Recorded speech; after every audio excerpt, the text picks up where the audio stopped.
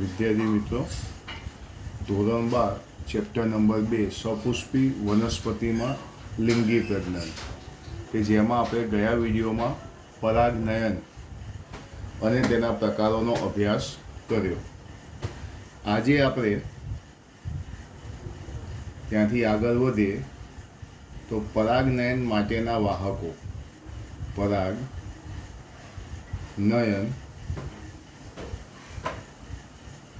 માટેના વાહકો, જેને શું કહેવાય? પરાગવાહકો.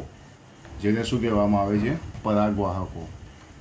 વનસ્પતિઓમાં બે પ્રકારના અજૈવિક અને જૈવિક ઘટકોનો વાહક તરીકે ઉપયોગ થાય છે. એટલે કે પરાગનયન માટેના જે વાહકો જે છે, જેને આપણે કહીશું પરાગવાહકો. તો સૌથી પહેલાં પરાગવાહકો કોને કહેવાય? તો આપણે જે પરાગનયનની વ્યાખ્યા ભણ્યા કે પુંકેસરના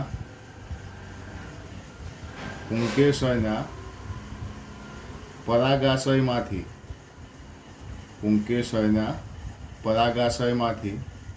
ઉત્પન્ન થયેલી પરાગરજ, પુંકેસરના પરાગાશયમાંથી ઉત્પન્ન થયેલી પરાગરજ સ્ત્રીકેસરના પરાગાસન પર, પુંકેસરના પરાગાશયમાંથી ઉત્પન્ન થયેલી પરાગરજ સ્ત્રીકેસરના પરાગાસન પર જે વાહકોની મદદથી જાય છે, આ પરાગરજ પરાગાસન પર જે વાહકોની મદદથી જાય છે, એ વાહકોને પરાગવાહકો કહેવામાં આવે છે. એમ તો જાય નહીં, જેની મદદથી જાય છે, જે વાહક કરે છે, જે વહન કરે છે, તેને આપણે પરાગવાહકો કહીશું. પુંકેસરના પરાગાશયમાંથી ઉત્પન્ન થયેલી પરાગરજ સ્ત્રીકેસરના પરાગાસન પર જે વાહકોની મદદથી જાય છે, તેને પરાગવાહકો કહેવામાં આવે છે. આ જે પરાગવાહકો જે છે એ બે પ્રકારના છે. વનસ્પતિમાં આ જે વાહકો જે છે બે પ્રકારના હોય છે. એક હોય છે અજૈવિક અને બીજા હોય છે જૈવિક. એટલે અહીંયા બે ભાગ પાડી દઈશ, અજૈવિક અને જૈવિક.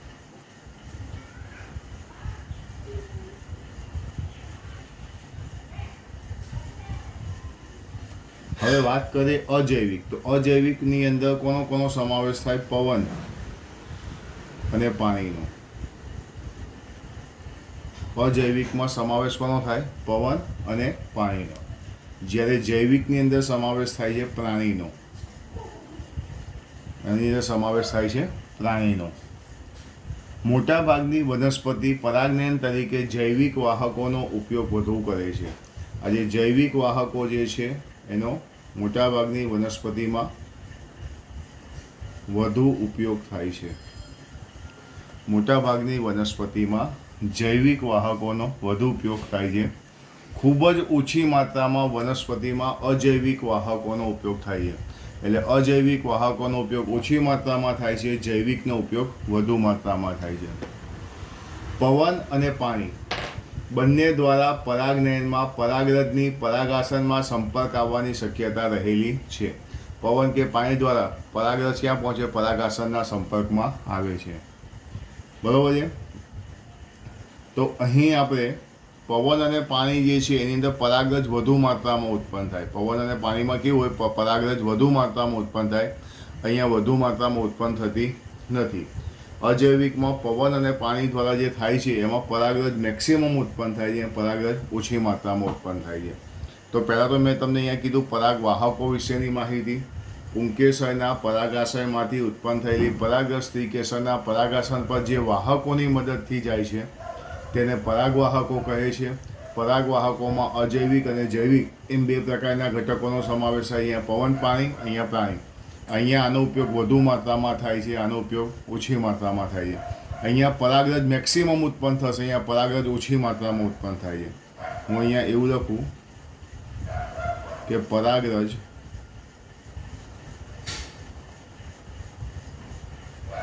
વધુ માત્રામાં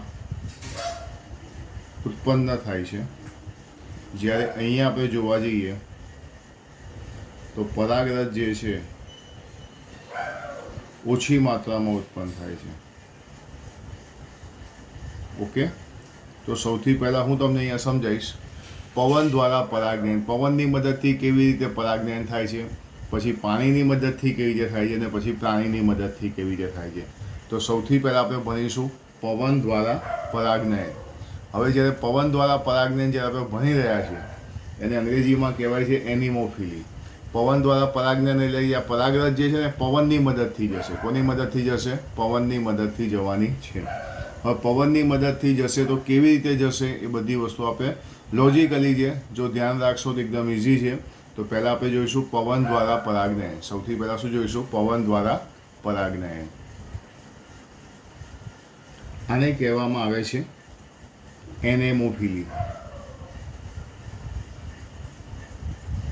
અમુક વાર શું છે અંગ્રેજીમાં ઓપ્શન લખેલું હોય એટલે આપણે ધ્યાનમાં રાખવાનું એનેમોફિલી. પવન દ્વારા પરાગનયન એકદમ ઇઝી છે. પવન દ્વારા જવાની છે એટલે તમારે વારે ઘડી એક જ વસ્તુ કહું છું કે પવન દ્વારા પરાગનયન જવાની છે. મહત્ત્વની વસ્તુ ખાસ ધ્યાન આપજો. સૌથી પહેલું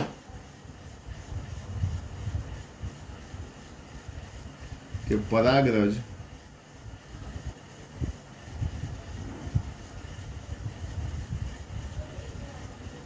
પવન દ્વારા વહન પામતી હોય, પરાગરજ પવન દ્વારા વહન પામતી હોય તો તેને એનેમોફિલી કહે છે.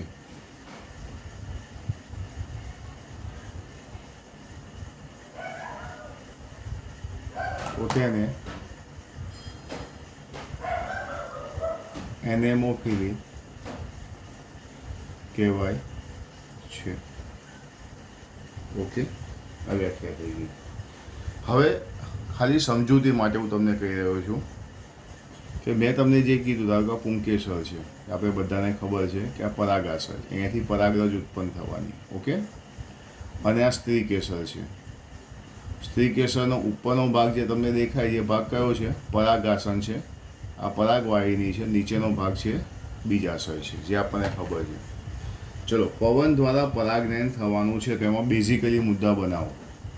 પરાગરજ અહીંયાથી ઉડીને અહીંયા પવન દ્વારા જવાની છે એટલે આ પરાગરજ કેવી હશે? તો પરાગરજ જે છે એ નાની હશે, સૂકી હશે, લીસી હશે, હલકી હશે તો જ ઉડીને જશે. એટલે પવન દ્વારા પરાગનયન જે છે એમાં લખવાનું પરાગરજ નાની, લીસી, સૂકી અને હલકી હોય છે. નાની, સૂકી, લીસી અને હલકી હોય છે. આખું આખે લખવાનું અને હલકી હોય છે. ઓકે, બીજી વસ્તુ, આજે પરાગરજ જે છે એ વધુ માત્રામાં ઉત્પન્ન થાય છે.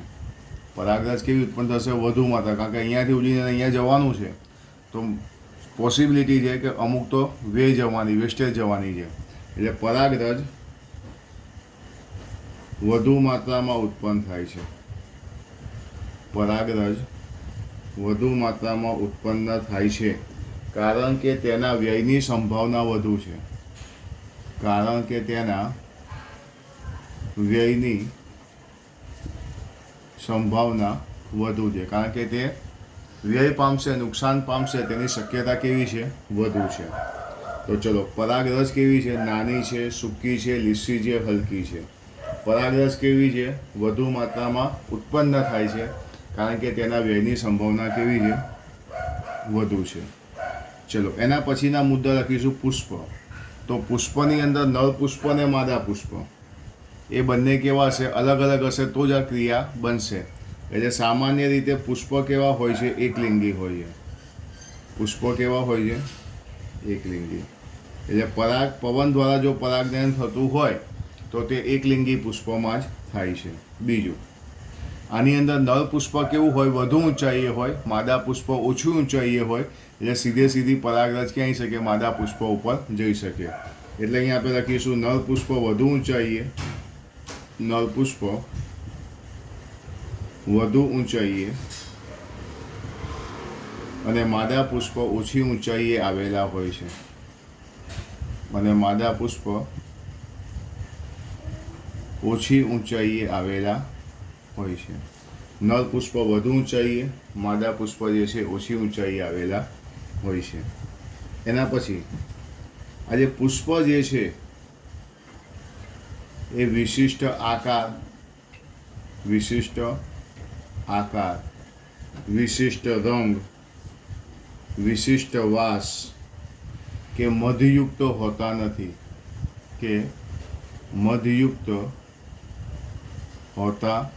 તેઓ નથી વિશિષ્ટ આકાર ધરાવતા, નથી વિશિષ્ટ કોઈ પ્રકારની કશું પુષ્પ કોઈ આકર્ષક હોતા નથી. તો તમે જો બે મુદ્દા મેં પરાગરજના લખ્યા. પરાગરજ કેવી નાની, લીસી, સૂકી, હલકી, પરાગરજ વધુ માત્રામાં ઉત્પન્ન થઈ, એ બધા મુદ્દા લખ્યા. હવે પરાગરજને જવાનું ક્યાં છે? પરાગાસન ઉપર જવાનું છે. તો ઓલવેઝલી પરાગાસન કેવું હશે? તો પરાગાસન શાખિત હશે, આમ ફેલાયેલું હશે. પરાગાસન શાખિત, રોમમય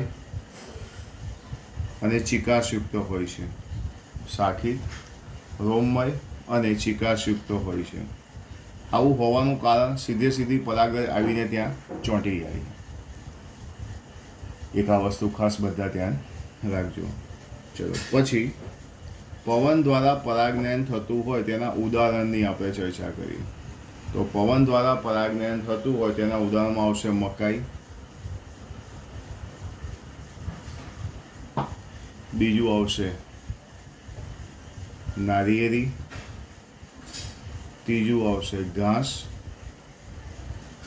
ચોથું આવશે ભાંગ.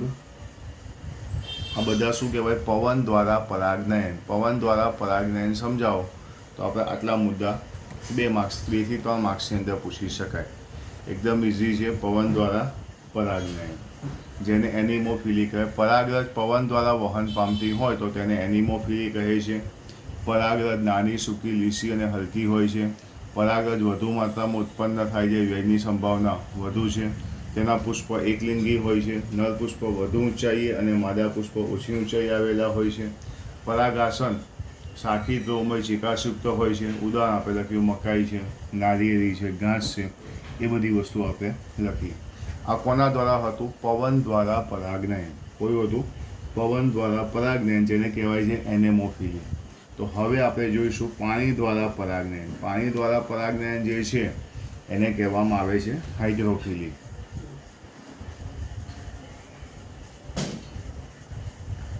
હાઇડ્રોફિલી એટલે કે પાણી દ્વારા પરાગનયન. પાણી દ્વારા પરાગનયનની ક્રિયા જેવું પહેલી આપણે પવન દ્વારા લખી હતી, એવું પાણી દ્વારા પરાગરજ વહન પામતી હોય, પરાગરજ વહન પામતી હોય તો તેને હાઇડ્રોફિલી કહે છે. તો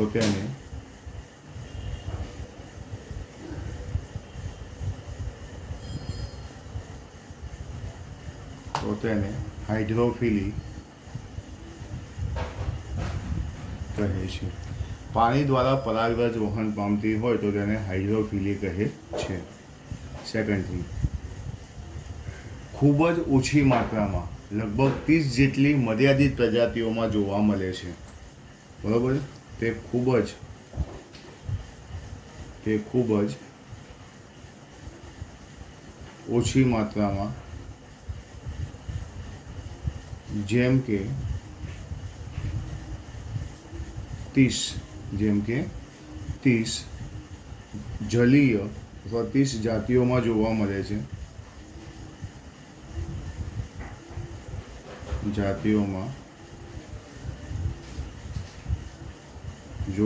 છે.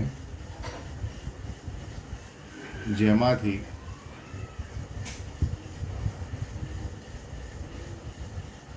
મોટાભાગની જલીય એકદરી છે. નિમ્ન કક્ષાની વનસ્પતિ જેવી કે લીલ આવે, દ્વિઅંગી આવે, ત્રિઅંગી આવે, આ બધામાં નરજન્યુઓનું સ્થળાંતર કરવા માટે પાણી ખૂબ જ જરૂરી છે એવું માનવામાં આવે છે. નરજન્યુઓના વહન અને ફલન માટે શું છે? પાણી જરૂરી છે. કે પાણી દ્વારા વહન થાય, જેવું આપણે પહેલા ચેપ્ટરની અંદર જોયેલું કે લીલ છે, દ્વિઅંગી છે, ત્રિઅંગી વનસ્પતિઓમાં નરજન્યુઓને જવું હોય તો પાણીના માધ્યમ દ્વારા જઈ શકે છે એવું આપણે જોયેલું. તો અહીંયા લખીશ ત્રીજા નંબરનો મુદ્દો કે લીલ, દ્વિઅંગી અને ત્રિઅંગી વનસ્પતિઓમાં, લીલ, દ્વિઅંગી અને ત્રિઅંગી વનસ્પતિઓમાં નરજન્યુઓના સ્થળાંતર માટે પાણી જરૂરી છે. નરજન્યુના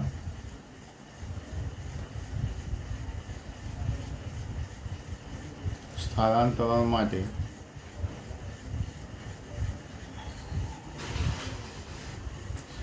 પાણી જરૂરી છે એવું આપણે કહી શકીએ.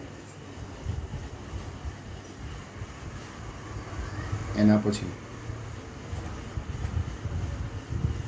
વેલિસનેરિયા,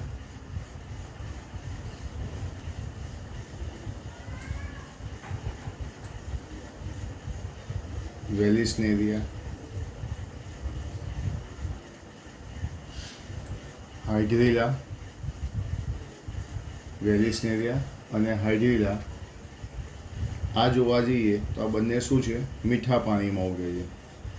આ બંને ઉગે છે મીઠા પાણીમાં. જ્યારે દરિયાઈ ઘાસ, દરિયાઈ ઘાસ જે છે એને આપણે કહીશું જોસ્ટેરા. એને આપણે શું કહીશું? અને દરિયાઈ ઘાસ છે એટલે ખારું પાણી હોય, જોસ્ટેરા. આ બધામાં પાણી દ્વારા પરાગનયન થાય છે. આ બધી વનસ્પતિમાં પાણી દ્વારા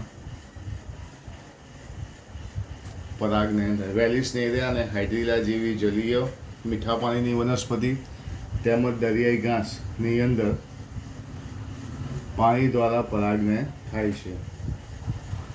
એક આ મુદ્દો ખાસ ધ્યાન રાખજો કે મોટા ભાગની જલીય વનસ્પતિ, મોટા ભાગની જલીય વનસ્પતિ જેવી કે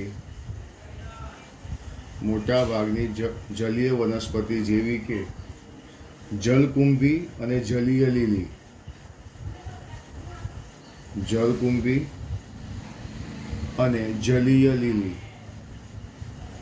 વિચાર કરો, બંને પાણીમાં ઉગતી વનસ્પતિ છે. જલકુંભી અને જલીય લીલી માં પુષ્પ પાણીની સપાટી ઉપર આવે છે. આના પુષ્પ ક્યાં હોય છે? પાણીની સપાટી પર આવે છે. પરંતુ અહીં પરાગનયન જે છે, આ વનસ્પતિ એવી છે, પરંતુ અહીં પરાગનયનની જે ક્રિયા જે છે એ પરાગનયનની ક્રિયા પાણી દ્વારા થતી નથી. અહીં જે પરાગનયનની ક્રિયા જે થાય છે એ કીટકો કે પવનો દ્વારા થાય છે. એ કીટકો એટલે પાણીમાં ઉગતી હોય પણ પાણી દ્વારા પરાગનયન થતું ન હોય તેવી વનસ્પતિ કઈ છે? તો તેવી વનસ્પતિ છે જલકુંભી અને જલીય લીલી. મોટાભાગની જલીય વનસ્પતિ જેવી કે જલકુંભી, જેને વોટર હાયસિન્થ કહેવાય, જલીય લીલી, જેને વોટર લીલી કહેવાય, જેમાં પુષ્પ પાણીની સપાટી પર આવે પરંતુ તેની અંદર પરાગનયન પાણી દ્વારા ન થતા કોના દ્વારા થાય છે? કીટકો કે પવન દ્વારા થાય છે. એના પછી આપણે જોઈએ, એના પછી આપણે વાત કરીએ વેલિસનેરિયાની.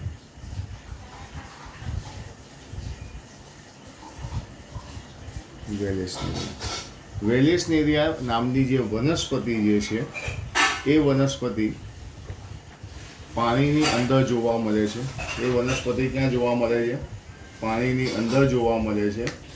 તેના નર પુષ્પ પાણીની સપાટી પર આવે છે અને પરાગરજ પાણીની સપાટી પર મુક્ત કરે છે. વેલિસનેરિયા જે છે એના નર પુષ્પ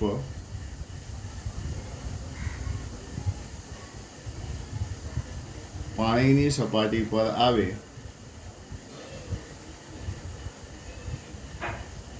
અને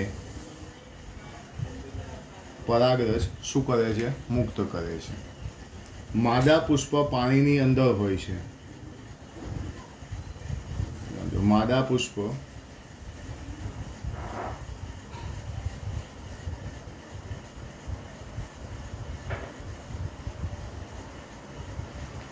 પુષ્પ ક્યાં આવેલા હોય છે? તો કે માદા પુષ્પ જે છે એ પાણીની અંદર જોડાયેલા હોય છે.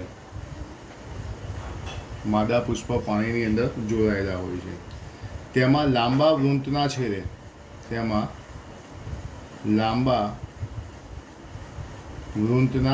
છેડે પરાગાસન નિર્મય હોય છે. એનું પરાગાસન કેવું હોય છે? નિર્મય.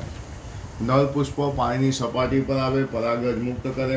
માદા પુષ્પ પાણીની અંદર જોડાયેલા હોય, તેની અંદર રચના હોય લાંબા વૃંત. એના જે પરાગાસન નિર્મય હોય ત્યાંથી પાણી અંતર્વલિત થાય અને પરાગરજ આની અંદર આવી જાય. પરાગાસન નિર્મય હોવાથી અહીંયા પરાગરજ અંદર એન્ટર થઈ જાય. પરાગરજ ક્યાં આવી ગઈ? તો પરાગરજ આવી ગઈ પરાગાસનની અંદર. પરાગાસનની અંદર જેવી આવી જશે, જેવું પુષ્પ ફલિત થઈ જશે, પાછા ખેંચાઈ જશે. અહીંયા આખી સમગ્ર રચનાની અંદર વૃંત જે છે એ સ્પ્રિંગની જેમ કામ કરે છે. આ વૃંત જે છે એ સ્પ્રિંગની જેમ કામ કરે છે. એટલે અહીંયા એક ખાસ ધ્યાન આપજો. વેલિસ્નેરિયામાં માદા પુષ્પ જે છે લાંબા વૃંતના પાણીની સપાટી પર આવે, નરપુષ્પ પાણીની સપાટી પર મુક્ત થાય અને અંદર લઈ જાય. આ સિવાય આ વેલિસ્નેરિયા હાઇડ્રીલા કેવી હતી? તો વેલિસ્નેરિયા અને હાઇડ્રીલા મીઠા પાણીની હતી. હવે દરિયાઈ ઘાસની વાત કરીએ તો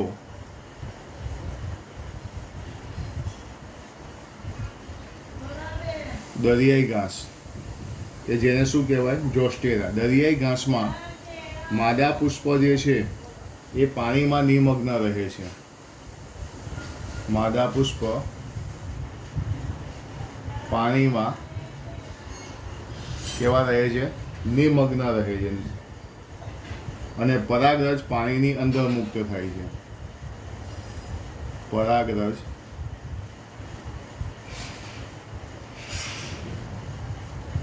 પાણીની અંદર મુક્ત થાય છે. એના પછી મોટા ભાગની જલપરાગિત જાતિઓમાં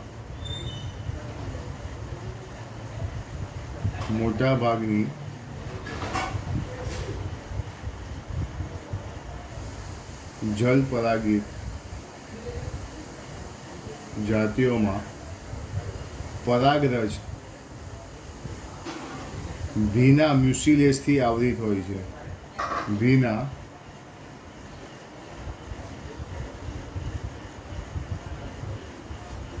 મ્યુસિલેસથી આવરિત હોય છે અને વિશિષ્ટ ઘનતા ધરાવે છે. અને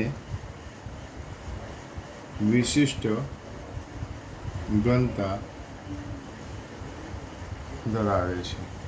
તો આ થઈ ગયું પાણી દ્વારા પરાગનયન. આ કોના વિશે થઈ ગયું? પાણી દ્વારા પરાગનયન, જેને કહેવામાં આવે છે હાઇડ્રોફિલી. તો હવે આપણે જોઈશું કે પ્રાણીઓ દ્વારા પરાગનયન. જૈવિક આવ્યું, અજૈવિક વાળું પતી ગયું. અહીંયા આપણે લખીશું પ્રાણીઓ દ્વારા પરાગનયન. હવે પ્રાણીઓ દ્વારા પરાગનયન જે છે એને કહેવામાં આવે છે ઝૂફિલી. એને શું કહેવામાં આવે છે? ઝૂફિલી.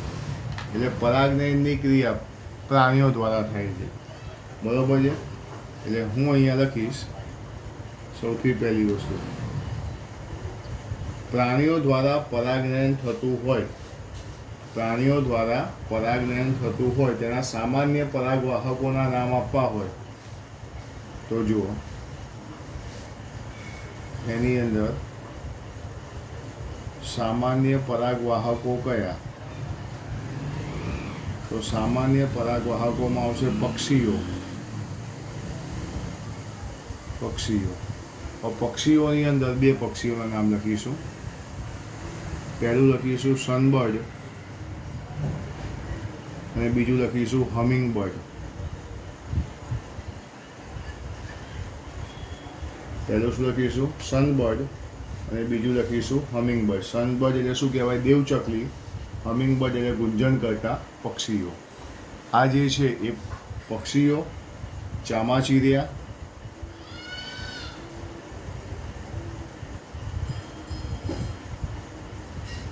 ખિસકોલી,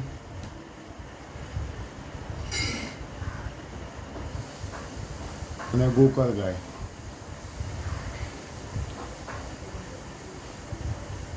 જેને સ્નેલ કહેવાય, જેને શું કહેવાય? આ સામાન્ય પરાગવાહકો છે. આ બધા કયા છે? સામાન્ય પરાગવાહકો. પછી એક આ મુદ્દો, સીમરો અને કુવારપાઠું જેવી વનસ્પતિમાં, સીમરો અને કુવારપાઠું જેને શું કહેવાય? એલોવેરા, કુવારપાઠું જેવી વનસ્પતિમાં પક્ષીઓ દ્વારા પરાગનયન થાય છે. પક્ષીઓ દ્વારા પરાગનયન થાય છે. સીમરો અને કુવારપાઠું જેવી વનસ્પતિમાં પક્ષીઓ દ્વારા પરાગનયન થાય છે. એના પછી કાઇજેલિયા નામની વનસ્પતિમાં, કાઇજેલિયા નામની વનસ્પતિમાં ચામાચીડિયા દ્વારા પરાગનયન થાય છે. ચામાચીડિયા દ્વારા પરાગનયન થાય છે.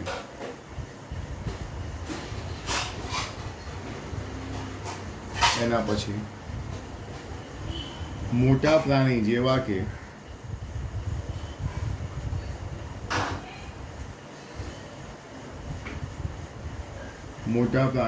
કે વૃક્ષારોહી સસ્તનો, જેવા કે વૃક્ષારોહી સસ્તનો, દાખલા તરીકે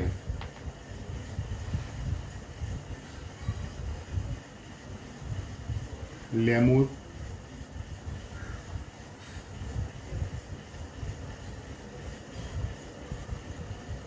કોરી ખાનાર, કર્તનશીલ પ્રાણી,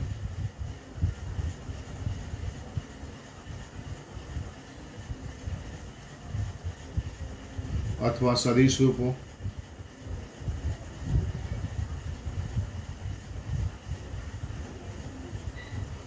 સરીસૃપો,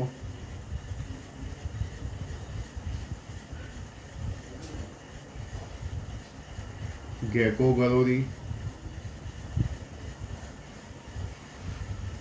કાચિંડો,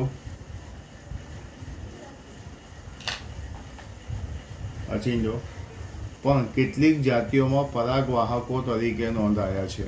આ પણ પરાગવાહકો તરીકે કેટલીક વનસ્પતિઓ છે કે જેની અંદર પરાગવાહકો તરીકે મોટા પ્રાણીઓ પણ નોંધાયા છે.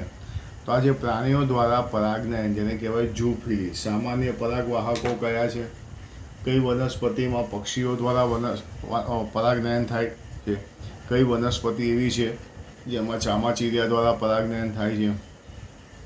મોટા પ્રાણીઓ કયા કયા છે જે પરાગવાહકો તરીકે વર્તે છે? તો આ હતું પ્રાણીઓ દ્વારા પરાગનયન.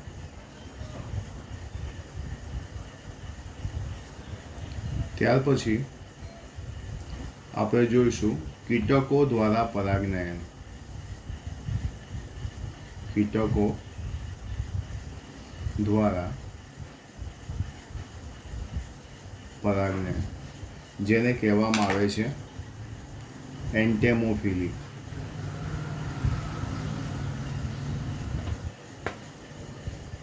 જેને કહેવામાં આવે છે એન્ટેમોફિલી, કીટકો દ્વારા પરાગનયન. ચલો, તો કીટકો એ સામાન્ય પરાગવાહકો છે. એ સામાન્ય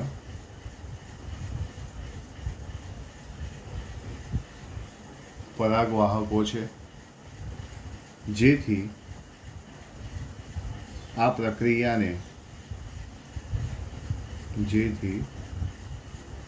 પ્રક્રિયાને એન્ટેમોફિલી કહે છે.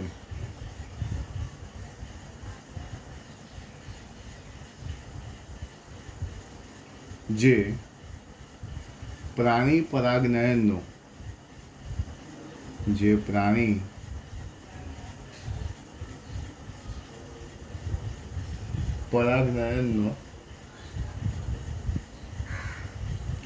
ઉપપ્રકાર છે.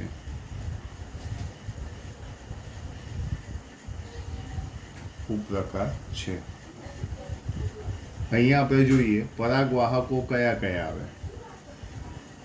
અહીંયા આપણે જોવા જઈએ પરાગવાહકો કયા કયા આવશે. તો પરાગવાહકોમાં આવશે મધમાખી, પતંગિયા,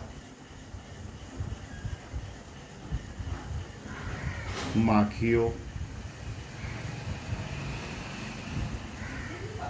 વંદા, ભમરીઓ,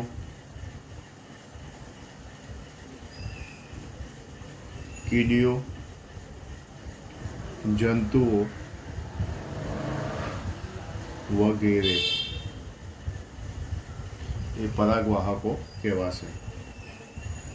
એની અંદર એવું લખી શકાય સૂક્ષ્મ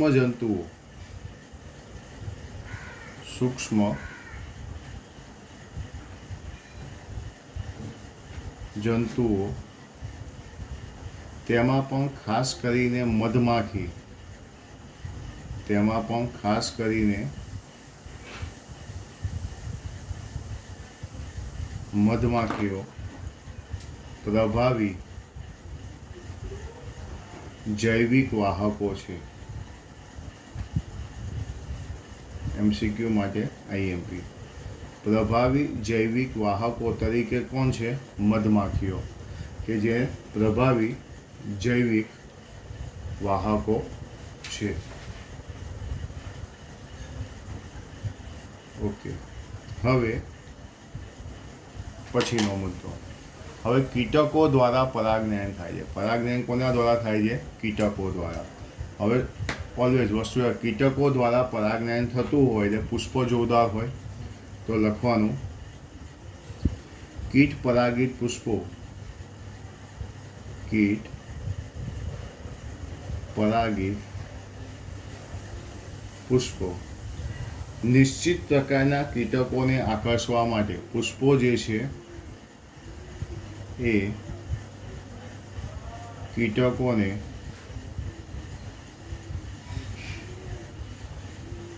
આકર્ષવા માટે વિવિધ પ્રકારની ગોઠવણી ધરાવે છે.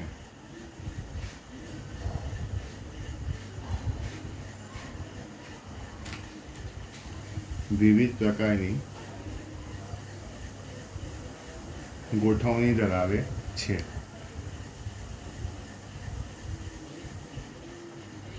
હવે કીટકોને આકર્ષવા માટે વિવિધ પ્રકારની ગોઠવણી ધરાવે છે. આ આકર્ષણો જેવા કે જણાવજો, આકર્ષણો કેવા કેવા હોય? આ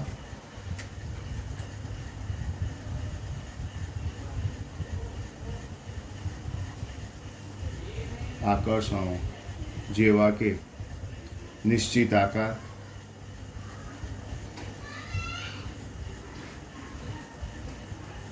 આકાર, ચોક્કસ રંગ, સુગંધ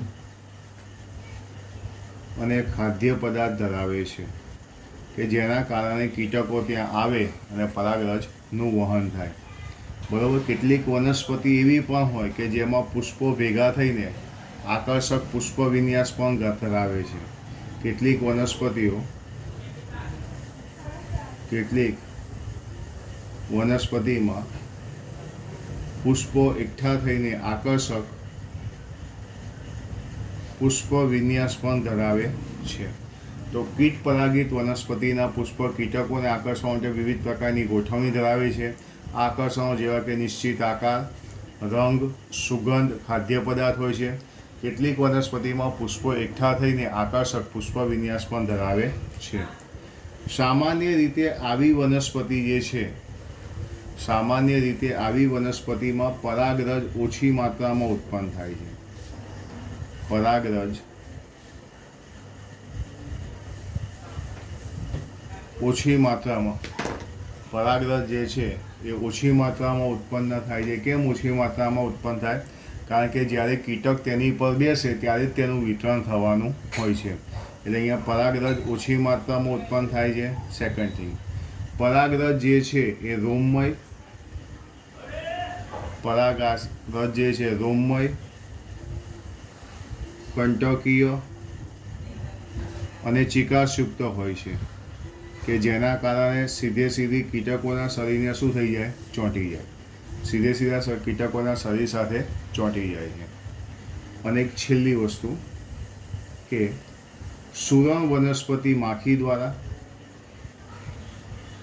સુરણ વનસ્પતિમાં